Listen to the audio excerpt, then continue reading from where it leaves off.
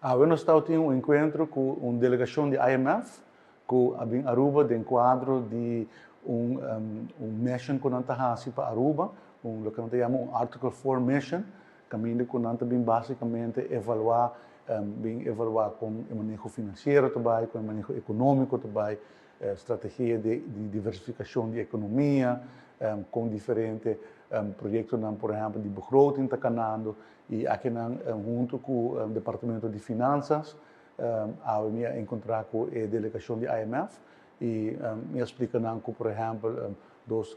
componentes importantes de begroting 2026, lá também está o fundo de inversão, dus investeringsfonds, e também o plano de poder de compra, o plano de melhoração de poder de compra. Dois elementos importantes da coalição AFP Futuro, caminho que nós sabemos, nós também vimos de 2026 plano de melhoração de poder de compra integral, caminho com diferentes elementos que o guarda tomado em consideração e tem o pressuposto 2026 nós alocar 50 milhões de florins para financiar o plano de melhoração de poder de compra. Também me explica a delegação de IMF que nós estamos em processo de incorporar um fundo de inversão, investeringsfonds, que promete que o 1º de janeiro de 2026 não está entrando em vigor e tem o pressuposto 2026 que está entregado no Parlamento acaba, nós alocar 50 milhões adicional para fundar o fundo de inversão e o fundo de inversão também dirigir a financiar projetos em full nos países, por exemplo, melhoração de nos bairros, renovação de nos escolas, desaroyo de São Nicolás, de Oranjestad, indústria criativa, agricultura, projetos importantes para a diversificação da economia, mas também a melhoração de full nos países. No saco tem uma necessidade grande, por exemplo, de nos bairros, de escolas, e nós queremos ter uma estrutura, caminhando com uma forma estrutural, nós está percorrer para pôr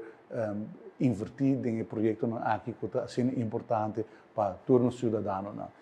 Também nós conversar brevemente sobre o desenvolvimento geopolítico, a estratégia de mitigação que o governo de Aruba tem preparado. Também nós intercambiar ideias sobre supervisão financeira, explica a IMF onde Aruba está em processo de